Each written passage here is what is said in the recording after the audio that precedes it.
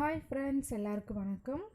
Welcome back to my channel. இன்றைக்கி நம்மளோட சேனலில் என்ன ரெசிபி பார்க்க போகிறோம் அப்படின்னா தக்காளி குழம்பு வந்து எப்படி பண்ணலான்னு பார்க்க போகிறோம். தக்காளி குழம்பு பொறுத்த வரைக்கும் ரொம்ப சிம்பிளான ரெசிபி தான். பட் நான் பண்ணுற விதம் பார்த்திங்கன்னா ரொம்ப டேஸ்டியாகவும் ரொம்ப ஈஸியான மெத்தடும் தான்.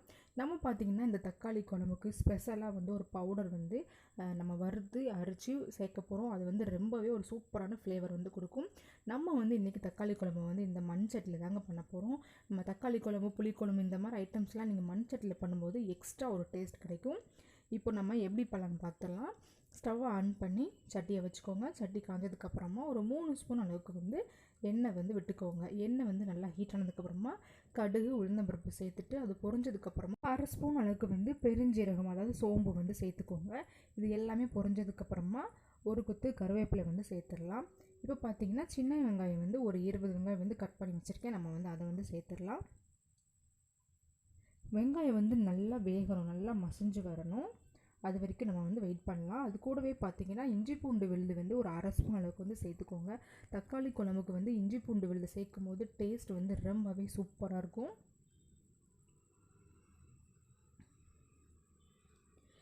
இப்போ பார்த்திங்கன்னா இப்போ வந்து வெங்காயம் வந்து நல்லா வதங்கிருச்சு, வெந்து வந்திருக்கு. நம்ம சேர்த்த இஞ்சி பூண்டு விழுதோட பச்சை வாசனையும் போயாச்சு. இப்போ வந்து நம்ம கட் பண்ணி வச்சுருக்கிற தக்காளியை வந்து சேர்த்துடலாம். நான் வந்து 300 கிராம் அளவுக்கு வந்து தக்காளியை வந்து சேர்த்துருக்கேன். நல்லா பழுத்த தக்காளி எடுத்திங்க அப்படின்னா நல்லா ஈஸியாக வந்து வெந்து வரும். டேஸ்ட்டும் ரொம்ப நல்லாயிருக்கும்.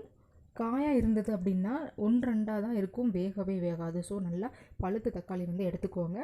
இப்போ நான் ஆல்ரெடி சொன்னேன் இல்லையா, ஒரு பவுடர் வந்து நம்ம வந்து வறுத்து எடுத்துக்கணும்னு. அதுக்கு தேவையான பொருள் பார்த்திங்கன்னா 1 ஸ்பூன் அளவுக்கு வந்து உளுந்தம்பருப்பு, 1 ஸ்பூன் அளவுக்கு வந்து கடலைப்பருப்பு எடுத்துக்கோங்க. 1/2 ஸ்பூன் அளவுக்கு வந்து ஜீரகம், 1/2 ஸ்பூன் அளவுக்கு வந்து சோம்பு, 1/2 ஸ்பூன் அளவுக்கு வந்து மிளகு, 1/4 ஸ்பூன் அளவுக்கு வந்து வெந்தயம்.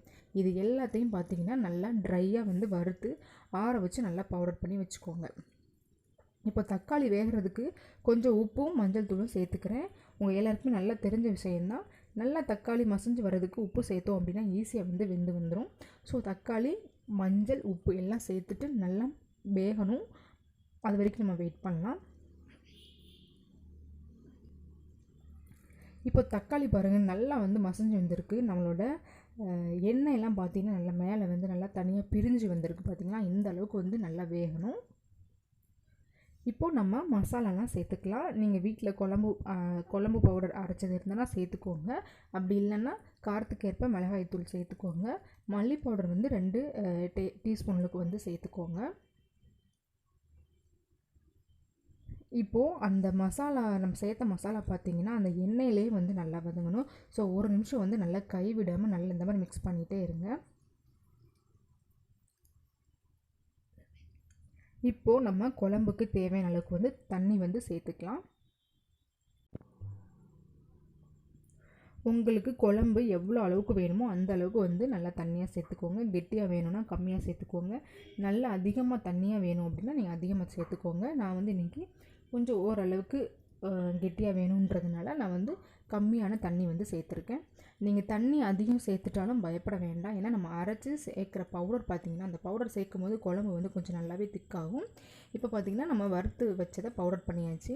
அதே ஜாரில் வந்து ஒரே ஒரு பல்ல அளவுக்கு வந்து தேங்காய் சேர்த்து கொஞ்சம் தண்ணி சேர்த்து நல்லா அரைச்சிக்கோங்க. இப்போ குழம்பு பார்த்திங்கன்னா நல்லா கொதிச்சிருச்சு. இந்த டைமில் நம்ம அரைச்சி வச்சுருக்க தேங்காய் வந்து சேர்த்துக்கலாம்.